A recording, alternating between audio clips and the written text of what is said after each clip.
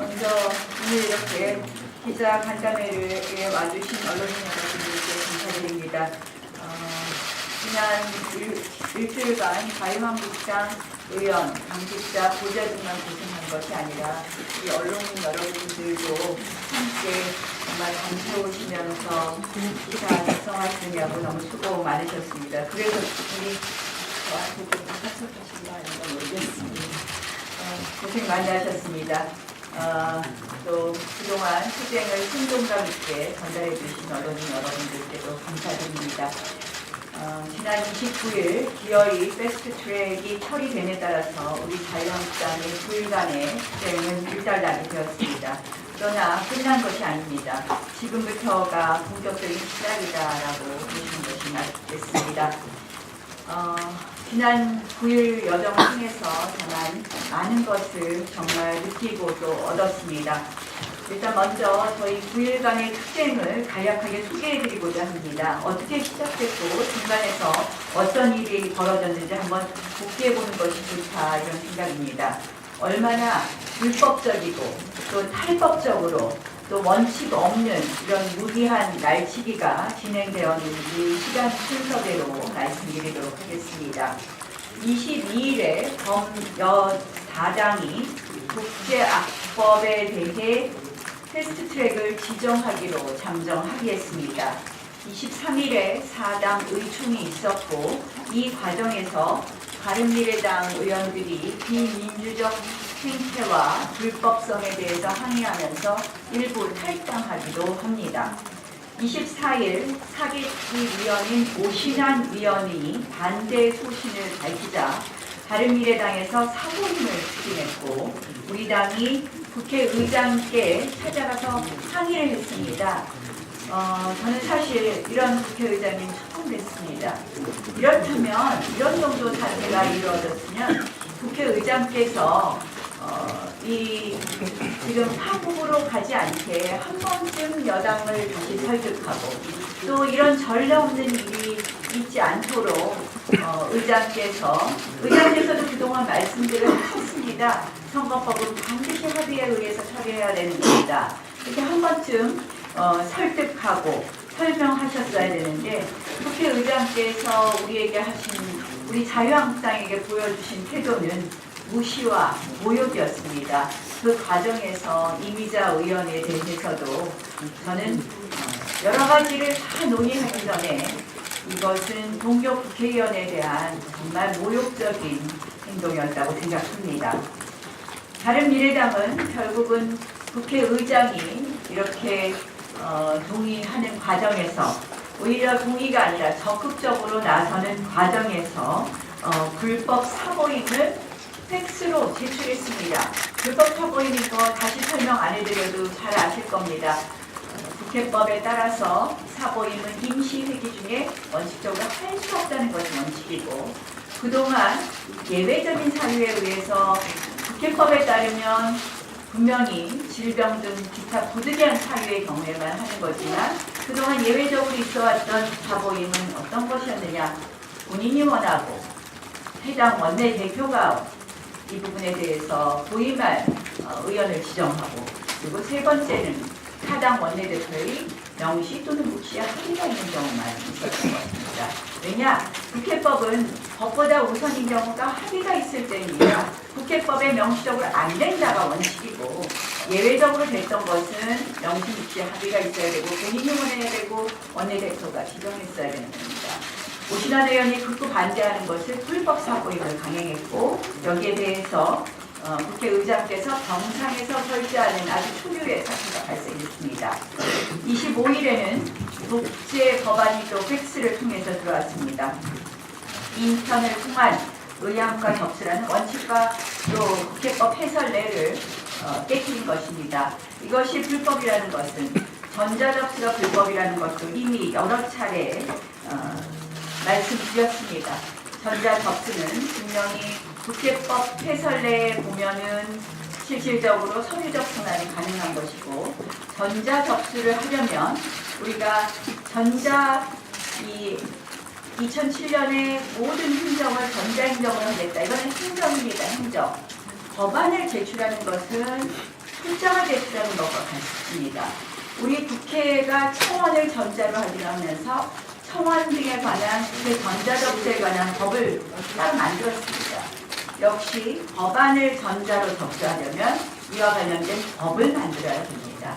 그래서 법을 만들지 않고 출장도 그 전자소송을 위해서는 별도의 법을 만들었습니다. 특별 법을 만들지 않고 이렇게 국회법에 없는 전자접수를 했습니다. 실질적으로 이 과정에서 국회 사무처가 매우 중립성이 심각하게 위반되었던 것은 여러 가지 그 후에도 나타납니다. 26일 새벽에는 세막대기, 해머, 장돌이 같은 흉기까지 들고 왔습니다. 민주당이 또 민주당과 국회 사무처의 폭력으로 우리 국회의원과 보좌진이 갈비뼈와 늑골이 골절되는 증상이 발생됐습니다. 26일에 이제 민주당이 아까 말씀드린 것처럼 전자 입법 시스템으로 법안을 등록합니다. 29일에 법녀 4당이 회의장을 바꿔가면서 도둑 입장 방법으로 사개특위와 정개특위를 개최하고 한국당을 완전히 무시한 채 신속 처리 법안을 가결해서 날치기 상태를 완성합니다. 이 과정에서 자유한국당은 긴급의총을 16차례에 걸쳤습니다. 또 가졌습니다. 기자회견도 5차례 했습니다. 의원가에 4차례, 사개특위에서 5차례, 정개특위에서 2차례나 좌파 야합 세력의 불법 법안 상정을 저지하고자 투쟁했으나 끝내 막지 못했습니다. 그 과정에서 아까 우리가 통계낸 것을 여기다 안 냈네요. 저희가 9일간의 기록을 우리 사무실에서 우리 원내행정부에서 정리한 것을 보니까 우리가 9일간의 보급은요, 김밥 680줄, 붕어밥 645개, 도시락 950개, 생수 10,000병이었습니다. 그 밖에 이제 뭐 고발도 하고 했는데 이렇게 정말 저희가 치열하게들 투쟁했습니다. 국회의원 6분, 곽대훈, 김승희, 최연애, 박덕흠, 이철규, 김용태 의원님이 심하게 다치셨습니다. 아직도 입원해 계시기도 하고요. 통원 치료를 받기도 하십니다. 또 그리고 물적 피해는 뭐 여기 많이 써있네요. 휴대폰 5개, 스마트워치 3개, 그리고 구두, 원피스, 자켓, 상의, 정장, 바지 이렇게 찢어지거나 그랬습니다. 그런데 우리가 왜 이렇게 격렬하게 저항했는지, 왜 이렇게까지 저희가 정말 끝까지 저항할 수밖에 없는지 다시 한번 좀 말씀드리겠습니다. 저희의 기득권을 지키는 문제가 아닙니다. 우리 각본의 문제가 아닙니다. 우리는 이미 국회의원 정수를 10% 줄이자는 안을 제출했습니다. 여기에 대해서 우리에게 진정성이 없다고 얘기합니다. 저는 이해하지 못하겠습니다. 저희의 안은 국회의원 수를 10% 줄이고 비례대표를 없애는 겁니다. 국회의원은 대표성과 비례성의 문제가 있습니다. 비례대표 왜 생겼습니까? 직능을 대표하는 비례대표를 만들자는 것이 비례대표 의원의 취지입니다. 우리 대통령, 미국 같은 경우에도 비례대표 의원은 없습니다. 그런데 대한민국의 비례대표가 과연 직능을 대표하는 비례대표로 구성되어 있습니까? 그동안 각 정당의 지도부와 친한 사람들, 각 정당의 지도부에 입맛에 맞는 사람들이 들어왔습니다. 우리 대한민국에서 비례대표 제도는 그 역할을 제대로 하고 있지 않습니다. 저희는 그래서 비례대표 제도는 폐지하는 것이 좋겠다. 결국 비례성은 실질적으로 그 역할을 하지 못하느니 지역구에 제대로 된 의원들을 우리가 지역구에서 당선시켜서 비례성도 보완하자 동시에 그렇게 하기로 한 것입니다. 그러면서 비례성은 그러면 우리가 지역구 의원 공천제도로 보완하면서 오히려 10% 줄이지만 비례대표를 없앰으로써 지역구 의석 수가 한 14석 정도 늘어납니다. 그러면 어떻게 되느냐? 대표성이 강화됩니다. 그동안 헌재에서 우리는 이 인구 편차가 3배까지 가능합니다. 이거는 굉장히 대표성에 있어서의 왜곡이 늘 문제 제기가 되었습니다. 결국 비례대표를 폐지하고 지역구 의석은 다수 증감함으로써 대표성을 강화하자는 것이 저희가 아닙니다. 그런데 이 안은 진정성이 없다? 그러면서 논의도 하지 않고 있습니다. 제가 말씀드리는 것은 저희의 투쟁은 지금 그러한 안을 제출하고 사법개혁, 검찰과 경찰의 권력을 제한하고 그리고 청와대의 검찰 경찰이 아니라 국민의 검찰 경찰로 돌려주기 위한 검경수사권 조정안도 냈습니다. 저희가 제출했습니다. 이걸 갖고 논의하자고 하는데 우리의 안은 도저히 무시하고 그들의 안으로 또 따라오지 않는 것은 논의를 거부했다고 합니다. 이야기를 안 했다고 합니다. 정말 나쁜 왜곡입니다. 지금 하고 있는 연동형 비례대표제는 대통령제와 맞지 않는 것입니다. 한마디로 의회 무력화를 시도하는 그런 선거제도입니다. 공수처 역시 청와대 독재 정치의 칼입니다. 헌법을 파괴하는 위험한 제도들이기에 우리는 당연히 막아야 했습니다. 또한 그 과정에서 여권 4당의 모든 과정은 불법이었기 때문에 저희는 막아야 했습니다. 정말 저희는 많은 의원과 보좌진들이 다쳤습니다. 폭력국회라고 이제 와서 말씀들 합니다. 저희가 폭력을 먼저 썼을까요?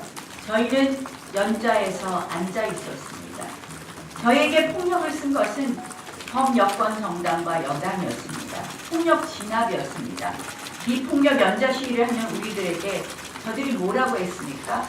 처벌을 앞세워서 징역 5년 처벌을 앞세워서 저희를 협박했고 힘의 논리로 우리를 밀어냈습니다. 불법국회, 폭력국회, 바로 이 정권이 기획한 것입니다. 의회 민주주의를 지키려는 정의를 탄압하고 억압한 아주 불량한 집권 세력입니다. 그러면서 또 이렇게 이야기합니다. 저희에게 막말, 거짓말 색깔론을 했다고. 그런데 막말과 거짓말은 그들이 했습니다. 자신들의 불법과 막장 정치를 합리화하기 위해서 막말과 거짓말을 동원합니다. 최이배 의원이 이런 이야기했습니다. 작년 12월 15일에 이미 연동형 비례대표제 합의했다고. 여러분들 12월 15일 어떤 일이 있었는지 기억해 보십시오. 손학규 대표와 이정미 대표가 단식 중이었습니다. 단식이 장기화되면서 정말 단식 좀 중단하게 해달라고 많이들 와서 저한테 애원했습니다. 우리 당으로서는 연동형 비례대표제를 받을 수 없다고 분명히 얘기했습니다. 그때 그들이 제안한 것이 검토라는 것이라도 하나 어떻겠냐고 했습니다. 그래서 검토를 넣어드릴 겁니다. 검토는 합의가 아닙니다. 그때 합의서의 합의문의 가장 중요한 문헌은 2항과 4항에 있는 정치개혁 특위 합의에 따라서 한다는 것이었습니다. 합의에 따라서 해야 한다는 것을 이렇게 패스트트랙을 태워놨습니다. 패스트트랙을 태워놓고 하는 말이 지금부터 논의하겠다. 이 안대로 하지 않겠다라고 얘기합니다. 지금부터 논의하겠다? 논의하려면 패스트트랙을 태우면 안 되죠. 저희는 이미 법안을 제출하고 적극적으로 논의하고 있었습니다. 패스트트랙 법안을 해놨다. 이건 뭐냐? 우리 안대로 하지 않으면 무조건 이것으로 갈 거야 하는 겁박입니다. 겁박 속에서 논의를 하자고요. 이것이 진정한 논의입니까? 국민을 기망하는 것입니다. 저희를 겁박하고 있는 것입니다.